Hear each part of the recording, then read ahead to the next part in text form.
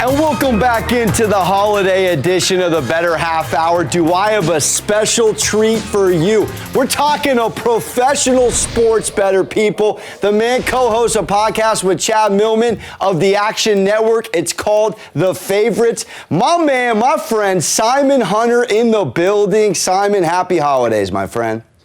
Buddy, it's an honor to be here for the holiday special. I appreciate it. Thank you for bearing with my whatever I'm wearing over here. This is what it's like to lose a bet. I'm sure you've lost a bet to a buddy in a gentleman's wager and had to do something of the sort. Or maybe you haven't because you are sharp. When you're looking at evaluating a play in the NFL, what are the first couple things you look at before you dive in to do a deep dive? It's a whole factor of things. You like to go off what happened the previous week, what the public is seeing. If the public overvalues certain teams and they undervalue certain teams just based off what happened on the previous week. So you can find 3 to 4 points of value each week just giving off what the public is thinking.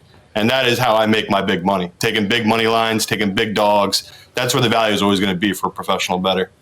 So for people going against Vegas, who of course was not built off winners, what kind of advice do you have for new guys and girls?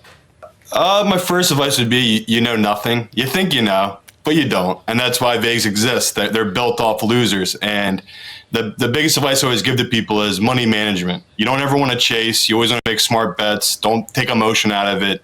And when you're looking at these lines, you have to think to yourself, what is the public doing? Because like I just said, the public does not win long term. So if you find yourself on the public side a lot of times taking these favorites, especially on primetime games, long term it is not going to work out for you. So that is my advice to people. Stay away from public favorites in primetime games. Are you a big trends guy when it comes to firing?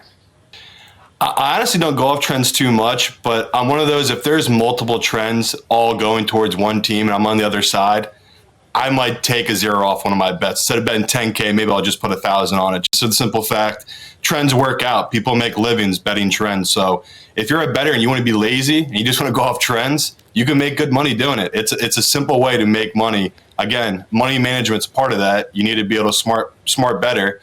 But trends, they're good. People make a living off just betting trends, and that's one way to do this thing we do. Without question. How about in terms of red flags, things that the novice person firing does not look at that you've learned either the hard way or just were on the ball early on? I would say I get it. It's fun. People want to make quick money, but these multi-teasers, if you're throwing more than 3 legs into a teaser, you're already behind the book. The books are giving you such crazy odds because they want you to do that. They want you to think, hey, I can turn $50 into $1,000. That's just not going to work out for you. I always try to tell people, just do two team teasers. That's where you're going to get your money's worth. You'll get a nice payback, and it's always the last leg. People do these 5-team teasers, and they always lose that last leg. Please hedge. I know it's not fun to hedge, but if you want to make money long term and build a bankroll, that's how you do it. You just take the money where you can get it and lose when you can. Well said. And how about in terms of when you see something in a line either early on or throughout a week in the NFL that screams fire? I got to fire on this. I got to do it right now. I can't wait until game day. One of my favorite things to look at is, it's very simple as well, is where is the money and where are the tickets? So if a major favorite's getting the majority of the money and the tickets and the line reverse moves, like a couple weeks ago when Minnesota played the Lions, the line was 7 all week. And then an hour before kickoff, it moved down to 6.5. That's a major, major red flag that if you had Minnesota, you're done. Because they were getting 90% of the money, 90% of the tickets, and now the line's coming down. That's professional money coming in heavy late on that Detroit team. So if you're a bettor and you see that, usually you want to buy out of that bet. That's a dead bet if you're on the other side of that kind of movement. And from your point of view, what's the biggest mistake you see people make often in sports betting? It's definitely the chasing, man. It's hard for me because I see my friends do it too. Like I'll give them a bunch of winners during the day and they'll text me, hey, who do you like this Sunday night game? I think about going all in on this one and really doubling up my money. And I always just say, just take your winnings, walk away. Don't chase. People always want more. I think that's human nature. But you'll see over a long term, if you don't chase, if you keep the same amount bet per bets, you're going to win long term. That's how they get you, though. They always get you where you get a little bit of winnings or whatever, and you just want to bet more because you want to win more. And that's what the books want you to do. That's what they want you to do, is change how much you're betting per bet. And in terms of, which we do have access to, how much percent of the public's on a play versus, of course, sharps? I know you have relationships all over. How much do those factor in? Of course, you're going to go sharp probably 10 out of 10 times. But does the public firing help sway your decision in terms of that gambling gut we all have?